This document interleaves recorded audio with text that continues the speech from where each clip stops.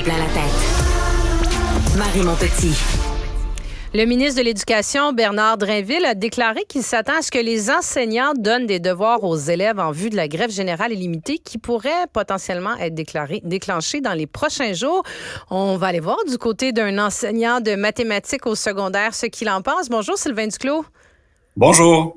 Bonjour, comment vous avez réagi? Moi, je me demandais un petit peu, ça allait être quoi le plan du ministre Drinville dans le contexte de cette grève-là comme ministre de l'Éducation pour s'assurer peut-être que les élèves ne prennent pas trop de retard parce qu'on ne sait pas combien de temps elle va durer, la grève, mais je comprends que le plan repose un peu sur vos épaules comme enseignant. En fait, comme d'habitude, on fait reposer les apprentissages des élèves puis le fait de compenser pour les lacunes du réseau sur les épaules des enseignants. Et sincèrement, ça a été reçu de façon... On est insulté, là, sincèrement. La grève, c'est pas un moyen de pression qu'on prend par gaieté de cœur. Ça va nous coûter cher, hein?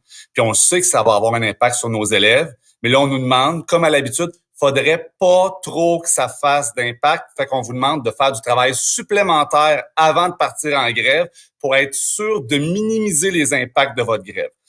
On ne demanderait pas ça des travailleurs d'usine, par exemple. On n'est pas des travailleurs d'usine, mais on comprend le principe. Les travailleurs d'usine, de leur demander de faire un petit peu plus de matériaux sur la chaîne de montage pour pas que la grève affecte finalement la production de l'usine. J'ai travaillé 2 fois plus fort la veille qu'on ferme l'usine pour être certain qu'on perde pas trop d'argent. C'est ça qu'on demanderait aux travailleurs d'usine, alors qu'on sait très bien que ça fonctionne pas comme ça. La grève, on la fait pas de gaieté de cœur. Elle va avoir un impact, effectivement, sur les jeunes, sur les parents, mais la balle, elle est quand même dans le camp du gouvernement là, de faire des mouvements en ce sens pour qu'on avance et que ça dure pas trop longtemps. Personne espère que ça va durer trop longtemps. Est-ce que vous avez espoir? Parce que c'est la grande question. Bon, la première grande question, c'est est-ce que ça va se régler d'ici mardi prochain? Je pense en tout cas, soyons réalistes. Là. Je sais qu'il y a des blitz de négociation, mais les partis ont l'air quand même assez loin encore. Je pense que tout le monde, en tout cas comme parent, a préparé un plan pour mardi, pour les jours suivants. Mais est-ce que vous avez espoir que ça pourrait ne pas se prolonger? Parce que là, on parle pas juste de journée, on parle de semaines. Est-ce qu'on va se rendre à Noël? Est-ce que ça pourrait être un mois sans école? Est-ce que vous avez bon espoir qu'il y ait une entente qui finisse par se trouver ou les attentes les demandes sont tellement éloignées l'une de l'autre que ça pourrait prendre encore beaucoup de temps? En ce moment, on a très peu d'espoir à court terme parce que les demandes sont effectivement très éloignées. Puis je dirais que les deux parties jouent au gros bras là, en se donnant des guerres de chiffres dans les médias. Puis nous, ce qu'on entend, c'est qu'au terme d'une négociation, ça négocie même pas tous les jours en ce moment, alors qu'on est à la veille d'une grève.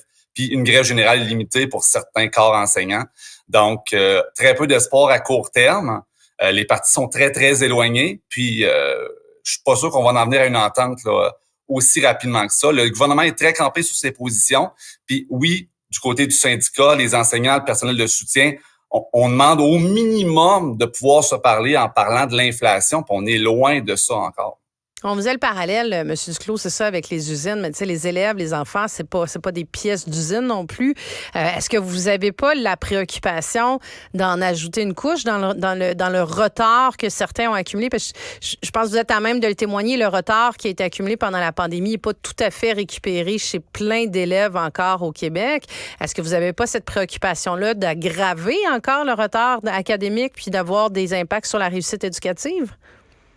Oui, c'est certain qu'on a des craintes par rapport à ces retards-là. Nos jeunes ont souffert de la pandémie, mais nos jeunes, ils souffrent depuis 20-30 ans dans le réseau du manque d'investissement, du manque de ressources. Dans des classes du régulier public, on peut avoir 40, 50, 60% de jeunes qui ont des adaptations, des plans d'intervention. On n'y arrive juste plus. Donc, nos élèves en difficulté, qui ont bien souffert de la pandémie, ils souffrent depuis des années dans leurs apprentissages. Puis ça, on n'en parle pas, hein, parce qu'on s'habitue, c'est pas trop grave.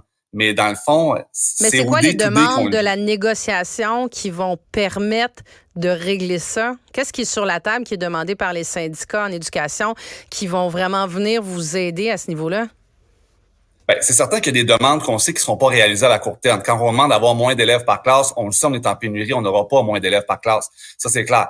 Mais lorsqu'on demande d'avoir plus de soutien, d'orthopédagogues, d'éducatrices spécialisées, par exemple, dans les écoles, on en a plein encore dans les écoles qui sont à 20-25 heures semaine, qui réussissent même pas à avoir des temps pleins, alors qu'on a des besoins dans le système d'éducation sont pas comblés. On demande aussi de faire moins de tâches connexes, des comités, des organisations de ci et de ça, pour nous donner plus de temps pour s'asseoir avec nos élèves, pour faire la récupération, pour faire de l'enrichissement, puis aussi de l'enseignement qui va être individualisé avec nos élèves lorsqu'ils ont des besoins.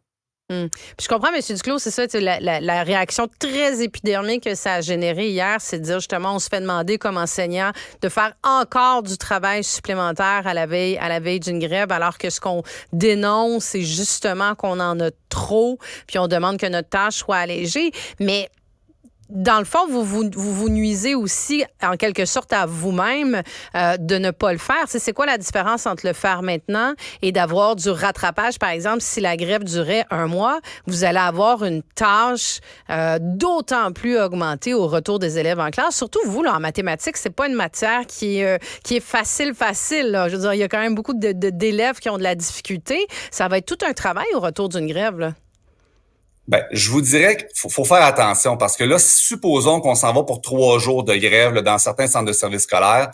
C'est pas 3 jours qui vont faire une différence majeure. Il y a plusieurs écoles qui ont des semaines de relâche au mois de novembre. Là. Pour ce 3 jours-là, ça va se rattraper, je vous dirais, relativement facilement. 3 jours, là, on parle, moi, en mathématiques, de 1 ou 2 cours avec mes élèves. Puis c'est pas en donnant des exercices pour 30, 40 minutes que les parents ne seront pas nécessairement outillés à la maison, puis ils n'auront pas nécessairement le temps. Là. Il y en a plusieurs parents qui vont devoir aller travailler, puis qui vont faire garder papy, mamie, peu importe. Là.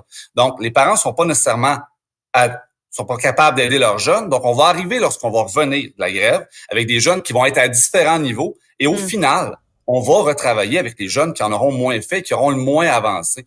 Donc, l'impact de cette demande-là, il est minime. Puis sur le long terme, c'est pas vrai que des jeunes peuvent apprendre seuls, de façon autonome, sans avoir le soutien de leur enseignant. Puis on sait que pendant la grève, il n'y aura pas de soutien au day-to-day de la part des enseignants.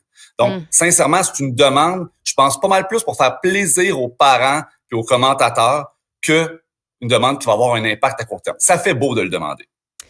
Mais en terminant, est-ce que vous n'avez pas la préoccupation comme, tu sais, il y a le palmarès des écoles là, qui est sorti ce matin. Là, on voit encore que les écoles privées trônent au haut du palmarès. Pendant que les écoles publiques vont faire la grève, les écoles privées, là, ça continue d'enseigner. Puis dans des cours, justement, comme les mathématiques, comme les sciences, des matières qui sont peut-être un petit peu moins bien maîtrisées par certains élèves, ça creuse encore. Tu sais, le risque, c'est que ça creuse encore l'écart entre les écoles publiques, privées, quand on va arriver à la fin de l'année aux examens, par exemple, ministériels de secondaire 4, secondaire 5, il y a des élèves qui vont avoir pris du retard.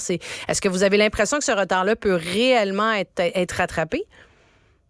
Ben, moi, je pense que ce retard-là, si on fait des choix, ça peut être rattrapé, bien entendu, si la grève dure pas pendant des semaines. On s'entend, là, on parle de quelques jours. Vous me parliez du palmarès des écoles. Bien entendu, il y a un écart, mais l'écart, il n'est pas nécessairement au niveau de l'enseignement. Il est beaucoup au niveau de l'entrée, du soutien familial. Il y a tout un écosystème au niveau du système public puis du système privé qui font que ce n'est pas réellement comparable. Sylvain Duclos, enseignant de mathématiques au secondaire, je vous remercie d'avoir pris le temps en cette journée scolaire de venir en discuter avec nous. Merci. Merci à vous.